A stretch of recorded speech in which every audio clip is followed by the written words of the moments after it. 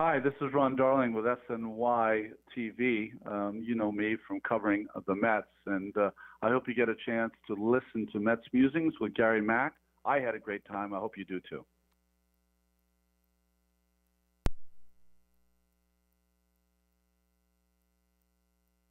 MetsMusings is an unofficial, independent podcast covering New York's National League Baseball team. It is not affiliated in any way with Major League Baseball or the New York Mets.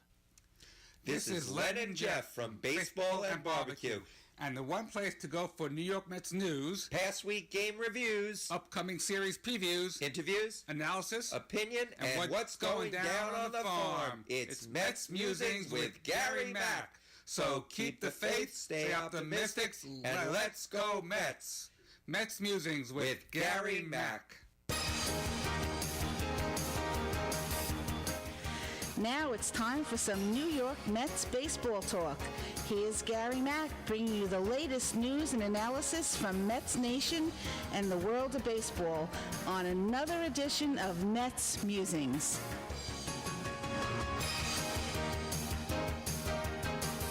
And hello and welcome to another edition of Mets Musings. Hope everybody had a great week out there. Mets had, I guess you would say, a better week than the last time we were all together. Took 2 out of 3 against the Giants.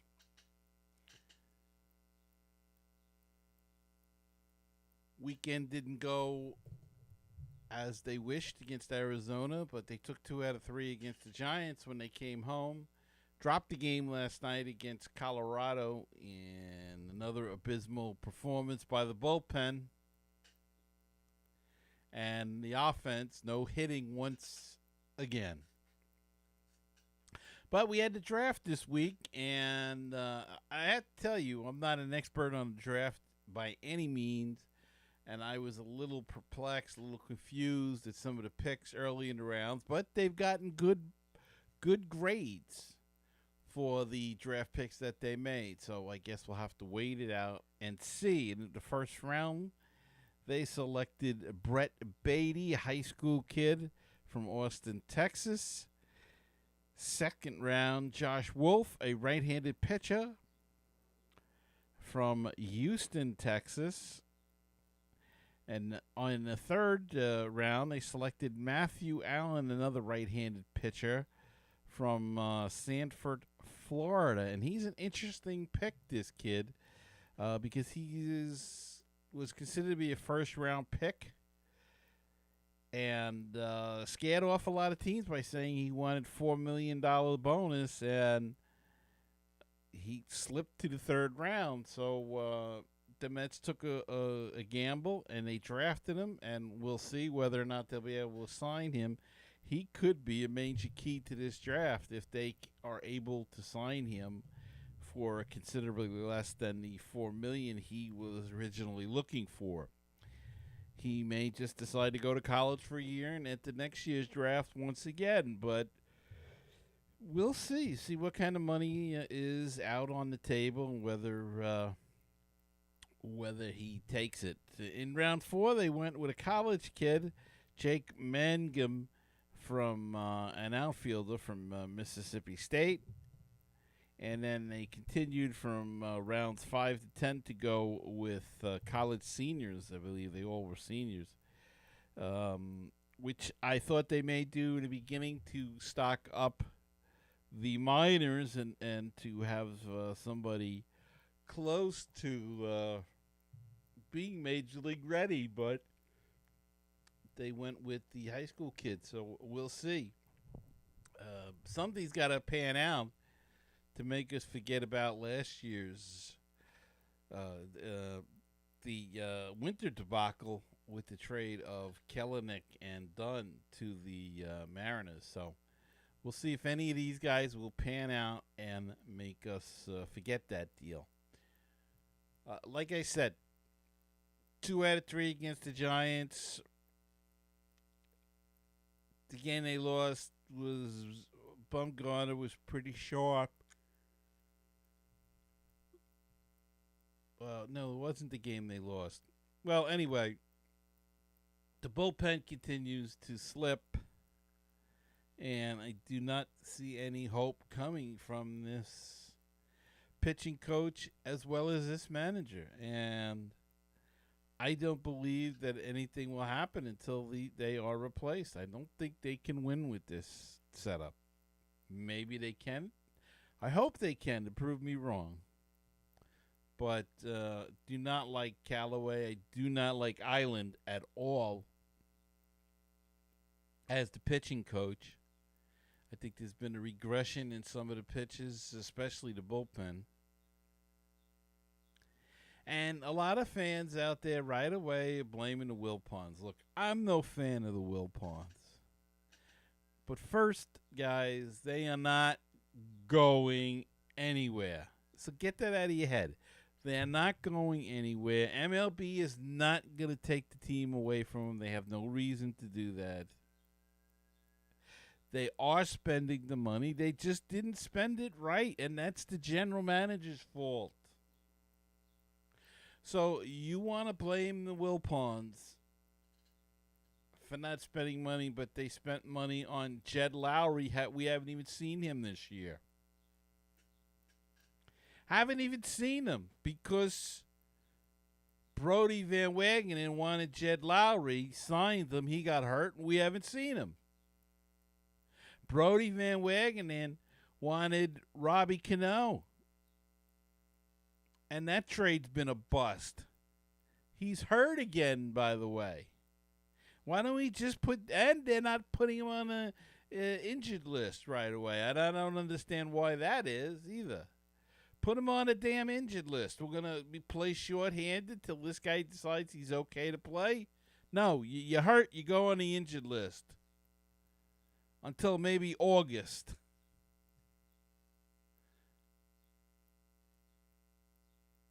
I guess he's off furosemide now. No, he can't hit. And Diaz is,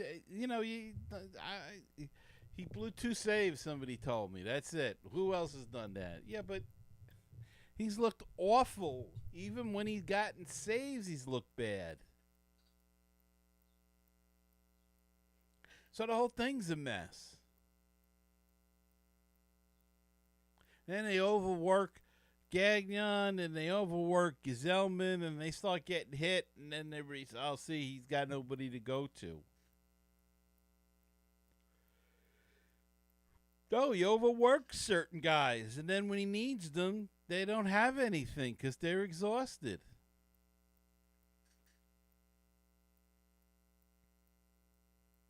And where's Island? Somebody's got to take the blame for this. And if it's not going to be Van Wagenen, then it's got to be Callaway and/or Island. Or Island and/or Callaway. Either way, something's got to happen. This is a terrible bullpen. Now, on the bright side, they are so bad that they only can get better. They can't really get any worse. I mean, they're already the worst bullpen in baseball. So they have to get better somewhere, don't they?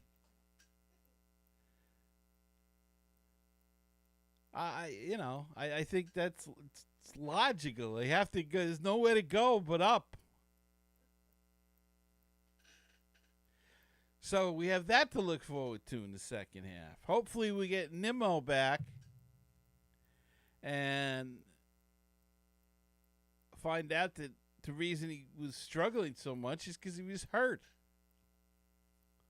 Now he's better. 2 for 4 in his first rehab assignment the other night after a bulging disc in his neck or back. And because, the replacements have been not much to write home about. Gomez is hitting a sparkling 188 or something, and Juan Lagares isn't much better. I don't know. Juan Lagares wants to hit every ball out of the ballpark or bunt. I mean, how about going? He used to go to the opposite field. And a Gold Glove. He looked like he had the Gold Glove out there with him last night because there was one ball hit him in the hands and he dropped it. I think he had a little too much mustard and relish on that hot dog. He was out trying to be Fancy Dan, and he ended up looking like a moron out there. So, we need Nimmo back to fill that hole and put these guys back on the bench or even back in the minors or something. I mean, I trust Gomez more in the outfield than I do Lagares now. So, the pitching starting pitching starting to get better. They're going deep into games, which is a good thing because it gives the bullpen less time to blow it. Now, miraculously, they found ways to blow it. But, again, somewhere along the line, they got to be able to get 6 outs without giving up 12 runs. It's got to happen sometime.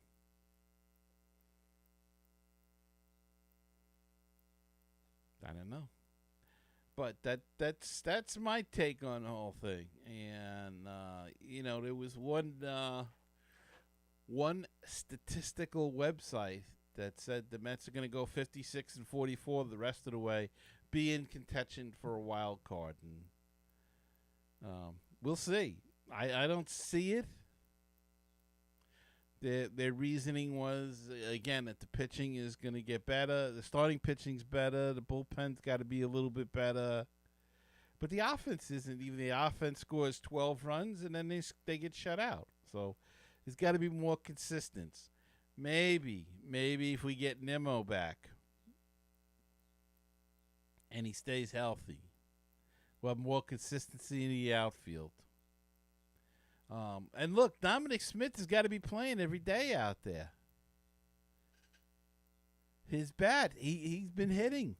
He's been the only one that's been pretty well consistent. Him and McNeil. By the way, homegrown talents. In case you missed that. Guys that came up through the system along with Alonso.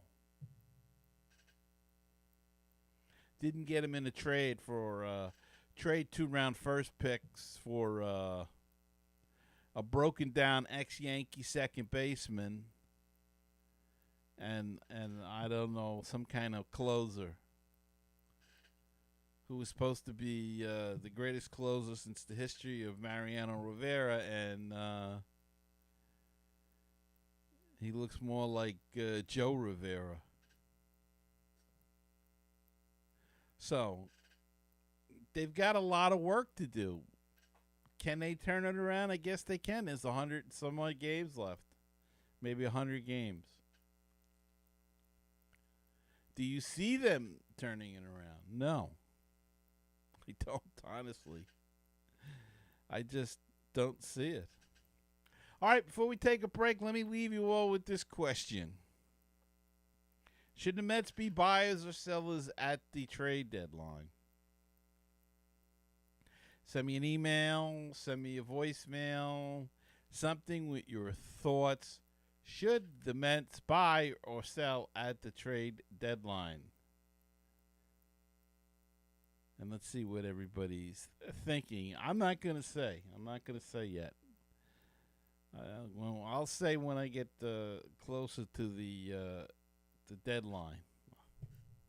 I have it in my mind what I think they should be doing, but I'm not going to say quite yet. Let's take a break and be back after this. Hey, baseball fans and book fans as well. This is Frank Nappi, author of the Legend of Mickey Tussler series, inviting all of you to learn more about my protagonist, Mickey Tussler, an incredible pitching prodigy who has autism. Follow Mickey's journey as he captures the hearts of fans everywhere with his blazing fastball and indomitable spirit. please visit Amazon or www.franknappy.com for more information. Hi, this is the world-famous Mr. Brewtown of BrewtownSports.Podomatic.com. You know, you can find us on Facebook, Twitter, and Google+. Brewtown Sports. You can also listen to the show at Stitcher.com, TuneIn.com, and iTunes.com. And we've got the new one. It's called BrewtownRadio.weebly.com. But the one that I'm most proud of being on is BaseballPodcast.net. It is the home of great baseball talk shows. Check it out, my show and all kinds of other programs all about Major League Baseball. So check it out. That's baseballpodcast.net, the home for great baseball talk shows. 516-619-6341. That is the comment voicemail hotline if you'd like to be a part of the show, and drop us a line, leave us a comment or a voicemail question, anything at all. Call that number 516-619-6341, or go to MetsMusings.com and click on that widget in the middle of the screen, and that's a speak pipe, and you can leave a voicemail right through your computer through your computer's microphone. Or if you prefer to do things the old-fashioned way, send us an email at metsmusings@gmail.com. The Facebook page is facebook.com/groups/MetsMusings, and the Twitter handle is at MetsMusings1. And if you'd like to help out the show, check out our Patreon page. Check out the campaign at patreon.com/MetsMusings.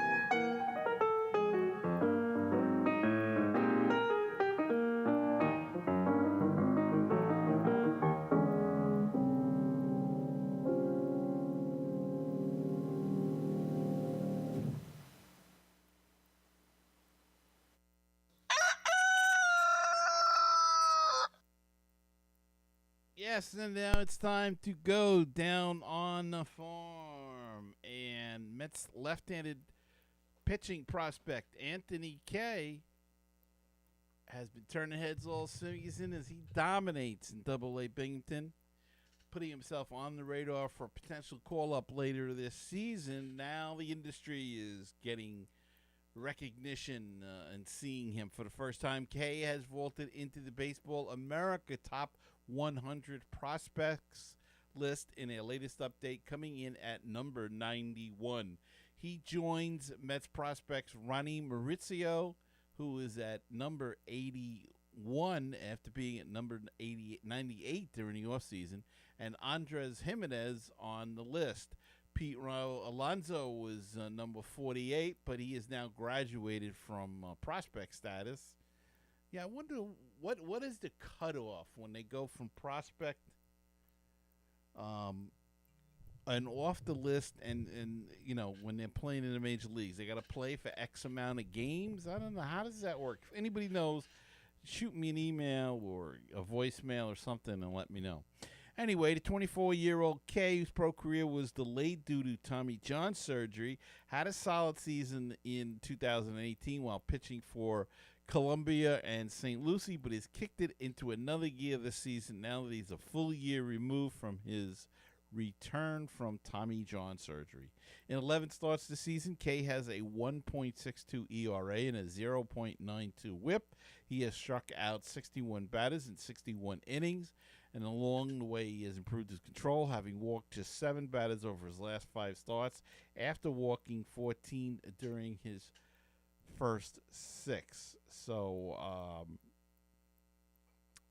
it looks like Anthony K is coming hard and coming fast, and we could see him sometime later in this year or maybe next year. That is, if they don't decide to trade him for, who knows, Albert Pujols maybe. Yeah, why not? Bring in another broken down ball player in to Citi Field in that win now mentality of Brody Van Wagenen. Yeah, let's do that. How about that? Anthony Kay, and how about Brett Beatty for Albert Pujols. Let's throw in Syndergaard too while we're at it. I don't know, folks. See, that's the thing. I get nervous. I get nervous that everybody knows kind of what is got to be done to fix this team, and yet are these the guys that are going to do it? Do they know what they're doing to do it? That's the other thing.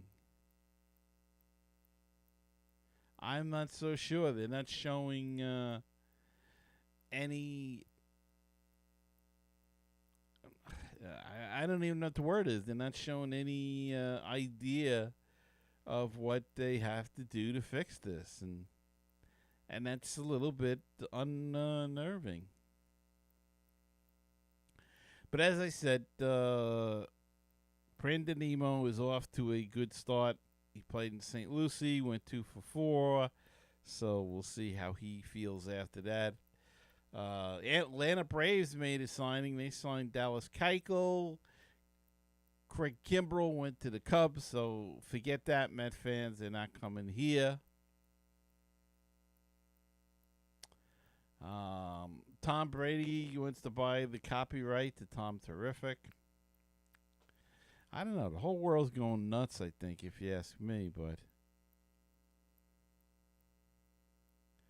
And Robinson Cano is still not playing. So, nothing new in Mets land right now. Injuries and whatever just keep on piling up. But I think this is a better team with Cano on the bench because now at least the defense is better. You've got McNeil at second, Rosario at short, or you could play Hechavarria at second, who, by the way, has played pretty well. Has actually performed better than Cano has.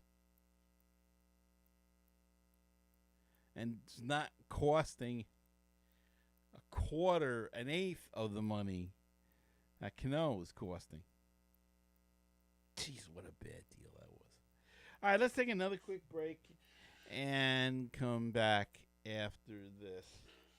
Looking for great Cardinals talk? Then check out Conversations with C70. My name's Daniel Shoptaw, and I talk with some of the great bloggers on the internet today about their teams. It always comes back to the Cardinals. Find the latest episode on my website, www.cardinal70.com, or at baseballpodcast.net. Baseball and BBQ, your place for interesting baseball talk, opinions, and history. Baseball and BBQ, your place for barbecue recipes, tips, and interviews from the world of barbecue. If you like baseball and if you like barbecue, then tune in to Baseball and BBQ. Find us on iTunes, Stitcher, Google Play, and BaseballTalkRadio.com, along with Mets Musings and other great baseball podcasts. With all the Mets news, it is the news from around the world and around the corner. Here's Gary Mack.